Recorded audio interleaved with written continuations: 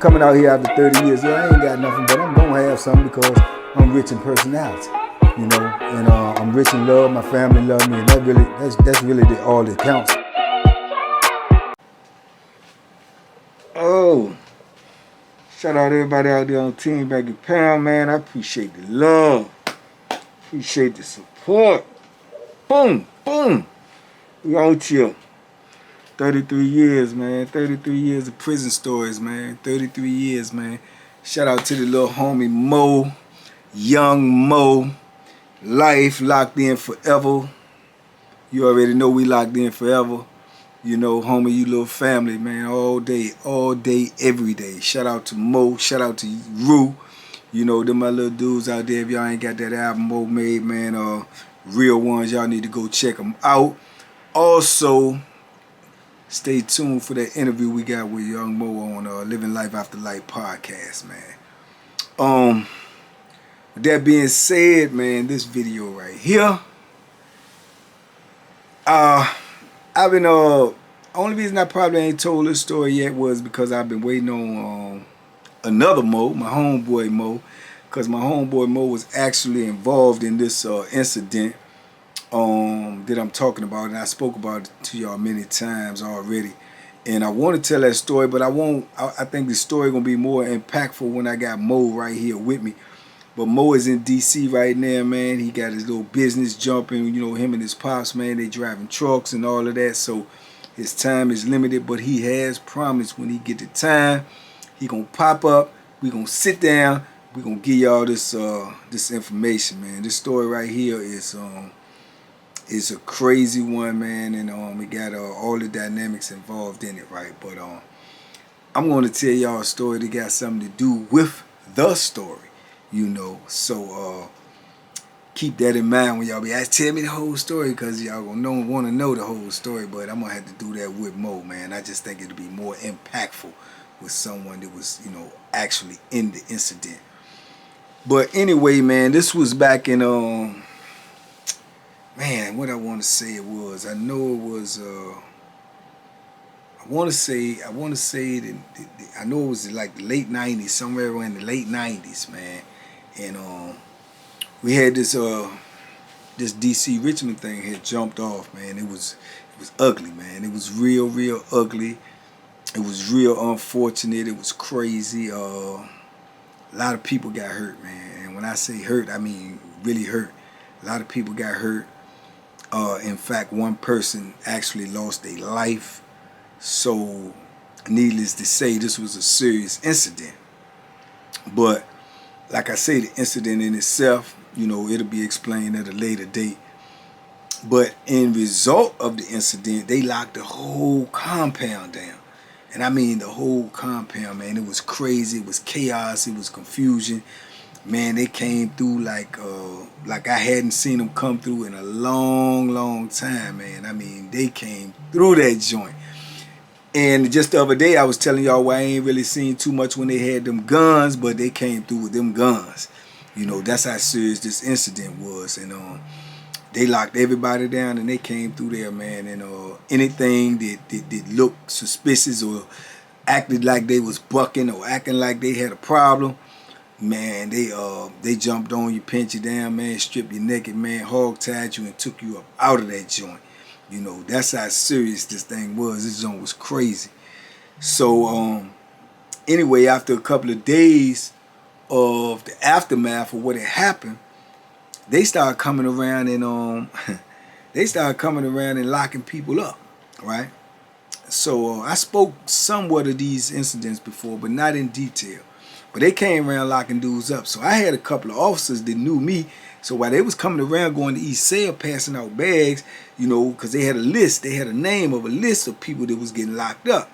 So the floor officer at the time, he was cool with me. So he come around joking because they locking cats up left and right.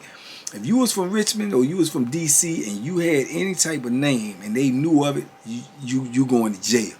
You understand me? Straight like that.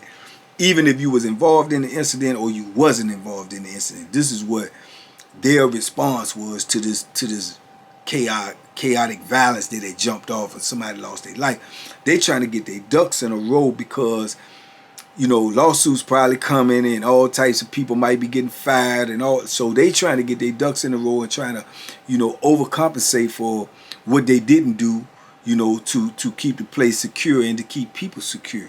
So they you know, they overcompensate, man. They trying to lock everybody up, even if you had something to do with it or you didn't have something to do with it. This how they was coming at you, which was just insane. So I remember the floor officer, he was coming around. He was one of the dudes that was passing out the bag. So he stopped by there telling me some, and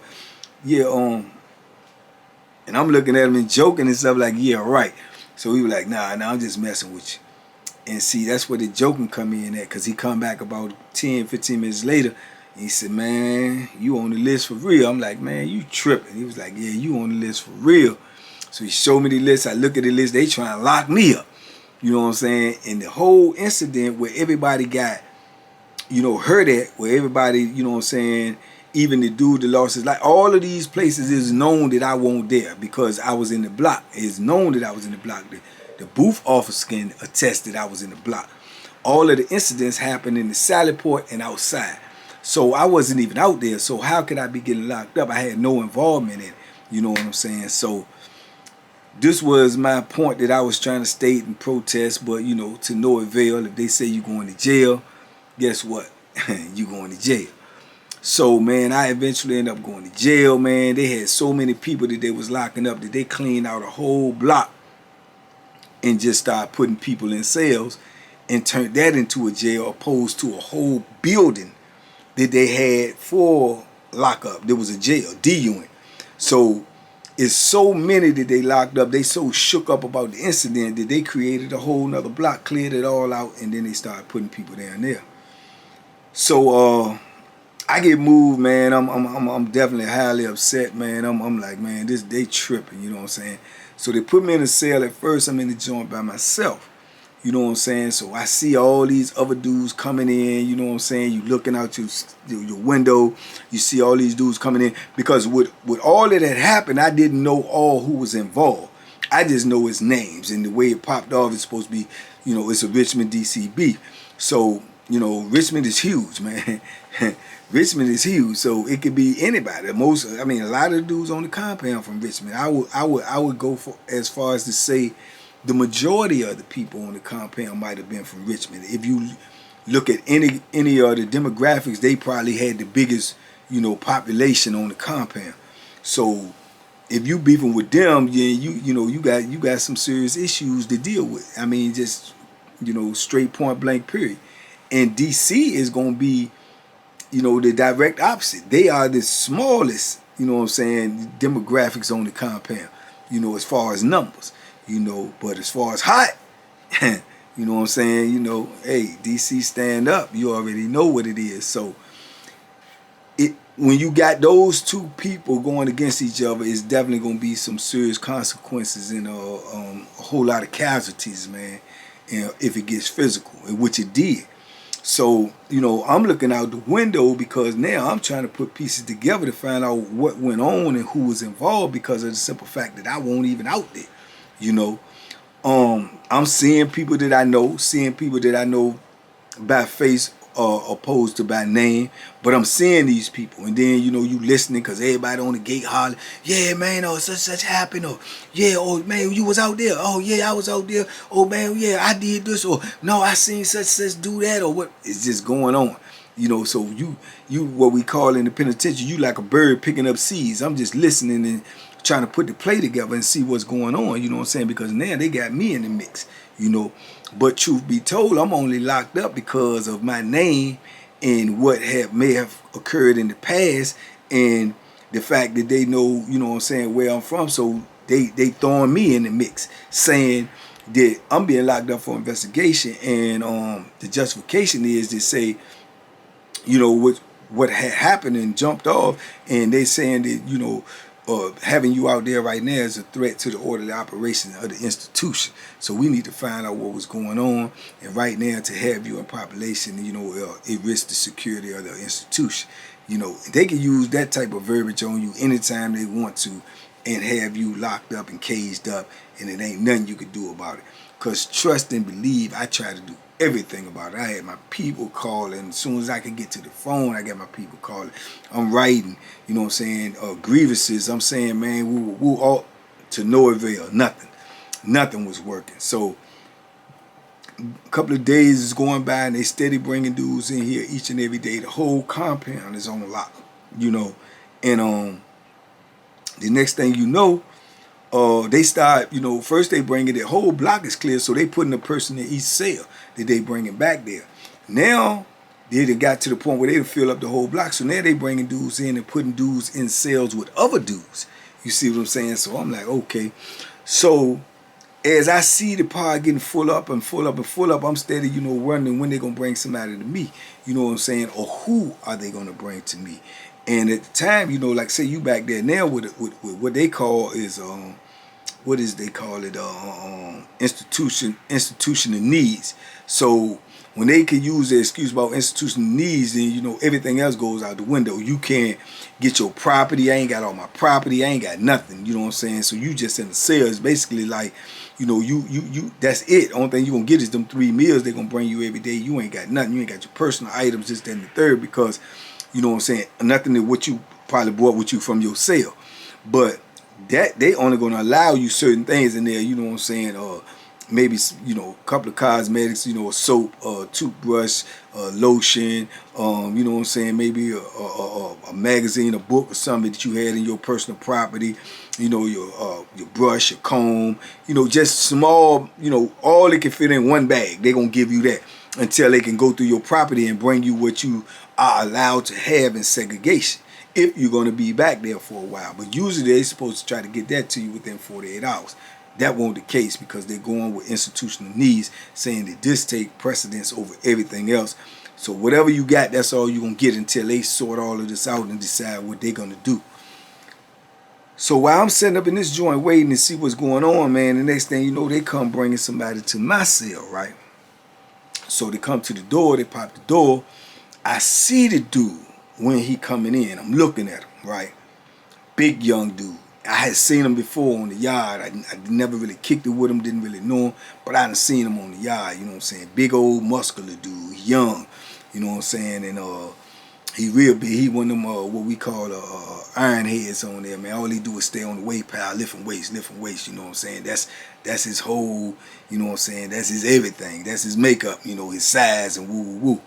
So I see him when they bring him to the door, and they waiting to open the door. So I heard dudes hollering and stuff like, no, homie, no, woo. So I can't really grasp exactly what they saying, because now they speaking in code, but they telling him like, no, woo. And I see him when he look at me, when he coming in the cell, and he look and see who in there. He look in the joint, he sees me, and he like, boom, you know how you see, I read body language, so I see the look on his face. So he bag up and look like boom, and then I see him turn to the CO, and he jive like saying something to the CO, but it's more like he whispering. So now, you know, my antennas is starting to clink. What I do know for a fact that I seen him out there, I don't know him, even though I don't know him, I do know for a fact he from Richmond. You understand me? I do know that. So I'm looking at this little young fella, then I'm hearing all the wah, and then I'm seeing his little moves like he make to say something to the police. So now I'm on alert. Now I'm a little nervous myself, like, okay, what is this? You know what I'm saying? So boom, they bust the door to let him in, right? And whatever he said to the CO, I remember when he stepped inside the cell and he put his stuff there, and he turned to the CO. He was like, man, make sure you get the sergeant and somebody over here, man.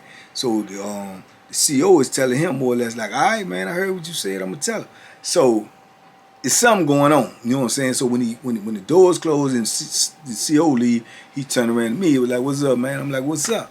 You know what I'm saying? So he was like, boom, my name such. I said, boom, my name. He like, okay, yeah, man. You know what I'm saying? So he was like, I don't know what's going on, man. You know what I'm saying? I don't know why they locked me up on, you know what I'm saying, why they put me in here, whatever, right? So I said, yeah. I said, okay. You know what I'm saying? I said, well, I don't know why I'm down here neither, right? But I said, you from Richmond, right? He said, yeah. I said, you know me? You know, he said, oh yeah, I know who you is. I said, okay, so you know where I'm from, right? He said, yeah. I said, okay. I said, is it a problem? You know what I'm saying? He was like, no, I ain't got no problem with you. I ain't got no problem with you, OG. No. I said, okay, all right. But all the time now, in my mind, right, this is most definitely 100% an uncomfortable situation. Because mind you, if you locking me up and you telling me that I'm getting locked up because it was a Richmond, D.C. beef, and you're saying that I'm from D.C., so I'm a threat to the orderly operation out there because it could be retaliation, this, that, or the third, and you got a dude that's from Richmond, so obviously you locking him up, telling him the same thing. Okay, you from Richmond, it was a Richmond, D.C. beef, woo, woo, woo, we locking you up, boom, boom, boom. Why would you put him in the cell with me? That's the obvious question. Why would you put him in the cell with me? And it made me feel like, boom, I'm older than him, so I'm thinking I've been in the penitentiary now over a decade. You know what I'm saying? So I'm thinking in my mind, this is the setup. You know what I'm saying? This is the setup one way or another. This is definitely the setup. This is the setup. You know what I'm saying? One way or another. Either they trying to set me up to do something foolish, or either to have something foolish done to me. You understand me? Because if your justification for locking me up is because you're saying the incident or what happened, then I just don't get that part. I don't get that part. Why we end up in this? And I'm assuming now, looking at it, is like this is what he was talking to him about. He knew, because when he said everything, every question that I asked it was calculated. I'm asking you, do you know me? He know who I am. So when them dudes is hollering at him and then they start talking in code and all this, and then he whispering to the police, he don't want to come in here. You see what I'm saying? So if you don't want to come in here, why? Because you feel like it's some tension, it's some beef, which is understandable because this who just got into something, even though it won't me and you, it's the demographics, is where you from and what's going on right now. You see what I'm saying now? This was a tense jump, right? Because now I got to, self-preservation kick in. I got to look at this dude and see, assess in my mind what type of threat is he to me. Now physically he imposing. You know what I'm saying? This is a big youngin', man. I'm talking about, probably 6'2", about 240. You know what I'm saying? And he young. He probably like 22, 23, and strong as a bull, right? I ain't tripping. You know what I'm saying? I ain't tripping about that. I'm tripping about the point that if I have to dismantle him in here, what they gonna do to me? This is what they looking for me to do? Are they trying to set me up? Is it for for my detriment, or is it for his detriment? Why you know what I'm saying? It's just too much to try to figure out. But the bottom line is I gotta protect me. So whatever it is, if it's a setup, it's a setup, because I'm not going to be sleeping on this cat in here, and I don't care how nice he act or woo woo woo or whatever the case may be. I'm looking at him as a potential, threat, and to have a potential threat in the cell with you, where you got to lay your head down and go to sleep. Man, I ain't with that no kind of way. You know what I'm saying? I'm not with it. So I proceed to listen to him, and woo woo woo, we talking, and I'm like, what I'm saying? I mean, what's going on out there? I mean, you was involved, woo woo woo. He was like, nah, no, man, you know what I'm saying? But them some of my homeboys, and I don't even really know what's going on, and they just came and locked me up and all this and all. But yet at the same time, every 5 minutes, they hollering out the door, getting them at the door. Oh, you all right down there? You all right down there, bro? Why? All of this type of stuff. What is that about? You know what I'm saying? What is that about? So I'm trying to feel him out, check his temperature to see, I mean, if you want some smoke. Now, when you came in here, you act like you ain't want none. You say you was good, but at the same time, we in prison, man. Dudes pull sneak attacks. You know what I'm saying? Dudes, it ain't like somebody got to tell you, okay, yeah, I'm trying to get it in, man. Your city beefing with my city. Let's go. He ain't want to do that anyway. You know what I'm saying? Trust and believe me, he ain't want to do that anyway, because, man, I do my best work under pressure. I'm under pressure. You in this cell, I can't go nowhere, I can't get out. Yeah, I do my best work under pressure. It would have been brutal up in there. I can promise you that. You know what I'm saying? It was going to be brutal, And I ain't had no dislike in my heart for the young cat, because I don't know him. You know what I'm saying? I don't know him. But at the same time, you can rest assured, I like me more than him. You know what I'm saying? I like me more than him. you know what I'm saying, all day, every day. You know what I'm saying? So I'm like, okay, now now my mind going into war zone, you know what I'm saying? Because you got to factor that in.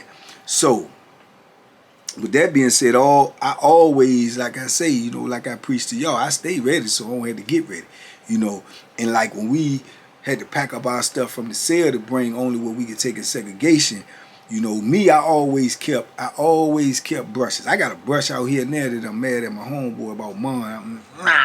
Because he left it in his car and he still got it. I use this same brush for over 30-something years, you know.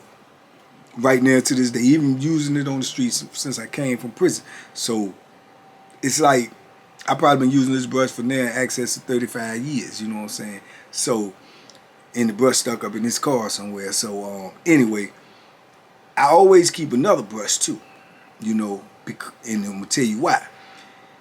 A brush in prison is a weapon, you know what I'm saying, if used right, and can be made into an even more deadly weapon, you know what I'm saying, if you know what you're doing. So with that being said, like this is a brush, right?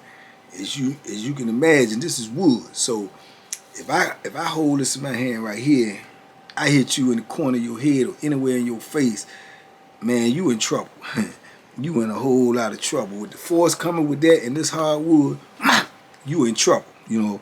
So now, what I used to do is I used to always have my brush, which this is not it, but I used to always have my brush and I used to always have an extra brush.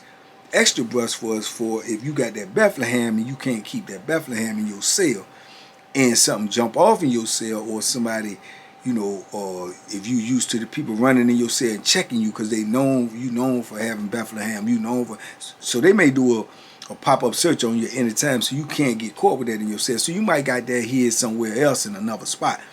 So what do you have immediately that you can get to?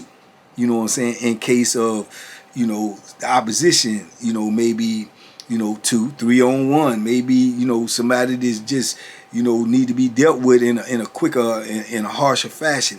Any of those circumstances, you got to be ready. So you got your regular brush, which, like I say, is a weapon in itself, but then you'll get an extra brush like I used to do. And with that extra brush, I used to have that brush where I put a split in it, somewhere there in the middle. I have almost broke the brush, right? Either on the side of the bed or whatever. I've almost broke it to the point where if I apply a little bit more pressure, it'll just break. And when it break, parts of this stuff is going to be sharp, right? Whereas to the same effect, whereas I hit you with it, it's going to penetrate you with the force that I put behind it. Now, take in mind that this may sound brutal, but we in a brutal environment. Now, take in mind if it's like that and I hit you with that in your face. I hit you with that in your neck. I don't care who you is or how big you is, it's going to incapacitate you enough till I can do what I need to do to you. You know what I'm saying? Or stop you from doing what you trying to do to me. You understand? So I used to always keep a brush like that, just in case, you know what I'm saying, those situations popped off. So knowing that I was going to jail and didn't know what my circumstance, didn't know what my situation was, you can only take one brush. I took the brush that was ready for war. You understand me?